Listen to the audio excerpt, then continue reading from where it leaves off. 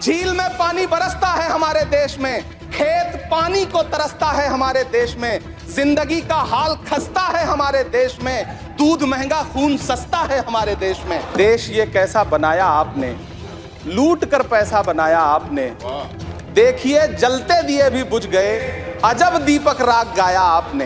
भाजपा शासित राज्यों के बुलडोजर न सिर्फ लोगों के घरों को उजाड़ रहे हैं बल्कि कुचल रहे हैं लोकतंत्र को, संविधान को, अदालतों के मेयार को।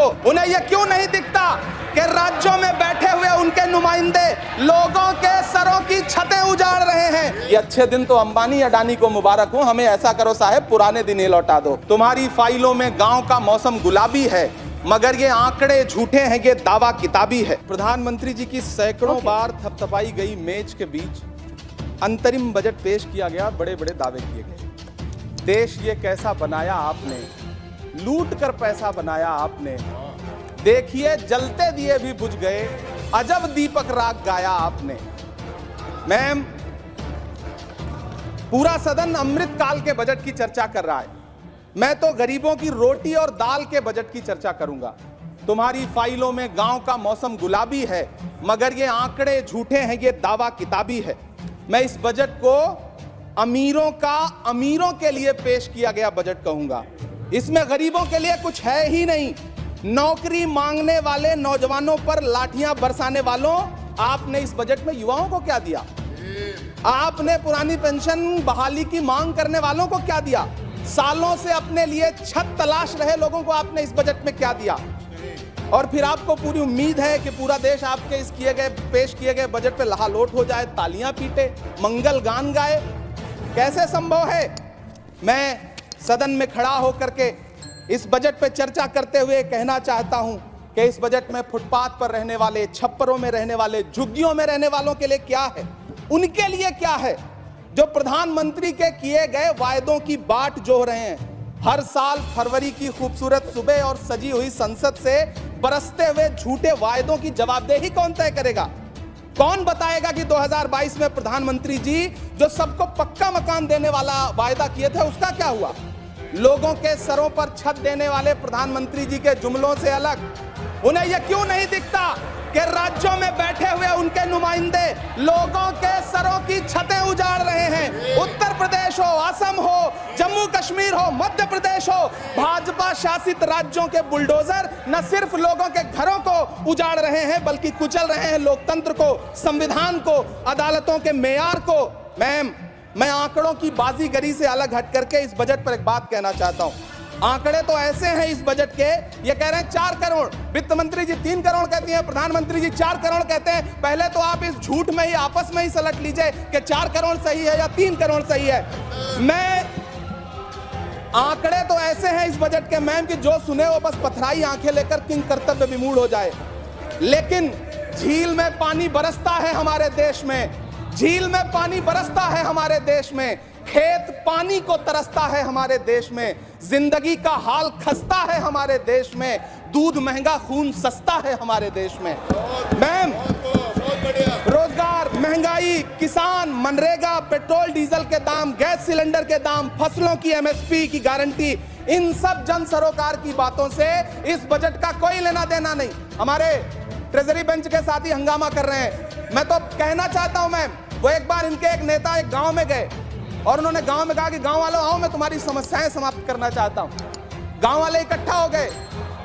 नेताजी ने गांव वालों से कहा बताओ तुम्हारी 2 समस्याएं बताओ, मैं दोनों समस्याओं का यहीं पे समाधान करूंगा। तो गांव वालों ने कहा साहब हमारी पहली समस्या है कि हमारे यहाँ कोई हॉस्पिटल नहीं है। तो नेताजी ने मोबाइल निकाला, कहीं फोन मिलाया और मिला के फोन पे पता नहीं क्या कुछ कहा कि यहाँ गाँव में हॉस्पिटल नहीं है, हॉस्पिटल तुरंत यहाँ हॉस्पिटल चाहिए। गाँव वाले खुश हो गए कि 1 मिनट में यहाँ हॉस्पिटल आ रहा है। अगली समस्या के बारे में उन्होंने, नेताजी ने गांव वालों से कहा कि मैंने आपकी पहली समस्या समाप्त कर दी, दूसरी समस्या बताओ। तो गांव वालों ने कहा साहब इस गांव में कोई भी मोबाइल का नेटवर्क ही नहीं है। ये है इनके काम करने का तरीका, ये है झूठ बोलने का तरीका। इन्होंने वायदे किए बड़े बड़े, जो 10 साल के इनके वायदे हैं मैं उनके बारे में बात करूंगा। वायदों से ज्यादा इनके नारों पे बात करूंगा। पहला नारा था बहुत हुई महंगाई की मार, अब की बार मोदी सरकार। आइए इस नारे की समीक्षा करते हैं। पेट्रोल, डीजल, गैस, ये तो बड़ी बड़ी बातें हैं। आटा, चावल, दूध, दही, पनीर, छाछ, सब चीज पे जीएसटी।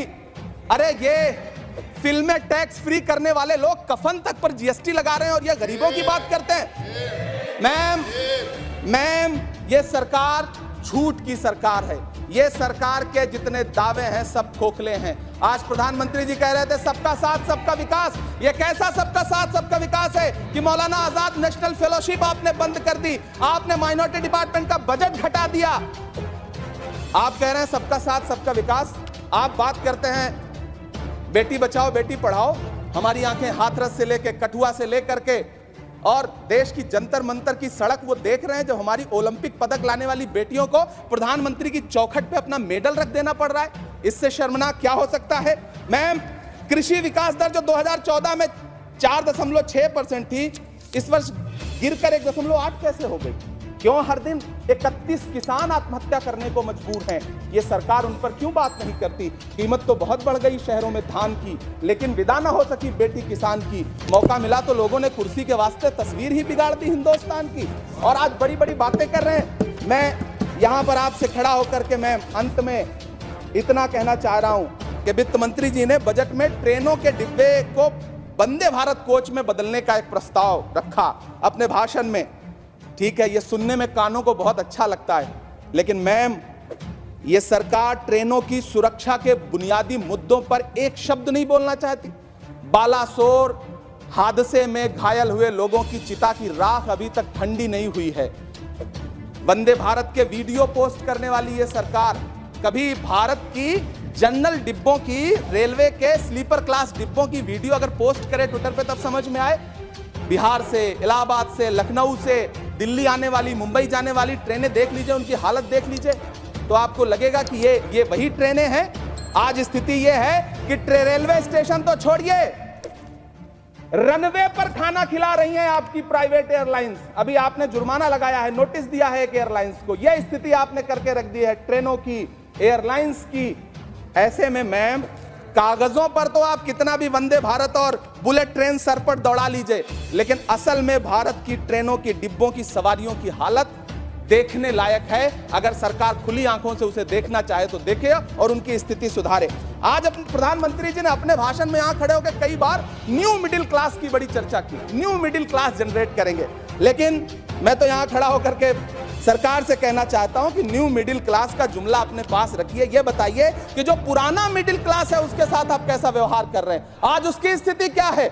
आप अमीरों के कर्जे माफ कर रहे हैं, उद्योगपतियों के कर्जे माफ कर रहे हैं, और यहां स्थिति यह हो गई है कि जो मिडिल क्लास, उसकी जो रोजमर्रा की जरूरत की चीजें हैं उस तक पर आपने जीएसटी लगा रखी है। आप फिल्में टैक्स फ्री करते हैं, लेकिन स्टूडेंट्स के प्रतियोगी परीक्षाओं के फॉर्म की फीस नहीं माफ कर सकते। आपको बाकी जगहों पर टैक्स लेना है, हर जगह टैक्स लेना है। मिडिल क्लास से आपका कोई रिश्ता नहीं। मिडिल क्लास तो आपसे कह रहा है कि मोहब्बत, भाईचारे के दीवाने दिन ही लौटा दो, वो सस्ती दाल सब्जी के सुहाने दिन ही लौटा दो। ये अच्छे दिन तो अंबानी अडानी को मुबारक हो, हमें ऐसा करो साहब पुराने दिन ही लौटा दो। वो पुराने दिन जो बहुत अच्छे थे, वो पुराने दिन जहां लोग एक दूसरे से मिलजुल करके रहते थे। मैम इलाहाबाद, दिल्ली, कोटा जैसे शहरों में छोटे छोटे कमरों में अभावों के साथ पढ़ाई कर रहे युवा किताबों के साथ गल चुके हैं। उनके हिस्से अधेड़ अवस्था तो आई है, लेकिन नौकरी और रोजगार नहीं आया। हर साल 2 करोड़ नौकरियां देने का दावा करने वाली ये सरकार 10 साल में युवाओं को नौकरियां नहीं दे पा रही है। 20 करोड़ नौकरियों का बोझ है इस सरकार के कंधे पर, और 2024 में देश देखेगा कि उन्हीं 20 करोड़ नौकरियों के बोझ तले दबकर बैठ जाएगी ये सरकार। ये देश देखेगा, क्योंकि जिस ओर जवानी चलती है उस ओर जमाना चलता है। देश का युवा नाराज है, देश का युवा गुस्से में है। ऐसे में उसकी पीड़ा को इस बजट में कहीं भी आवाज देने की कोशिश नहीं की गई। मैं आपके बीच खड़ा हूं, मैं तो वित्त मंत्री जी का भाषण सुन रहा था। यह कहा जा रहा था ये अमृत काल का बजट है, ये अमृत काल का बजट है।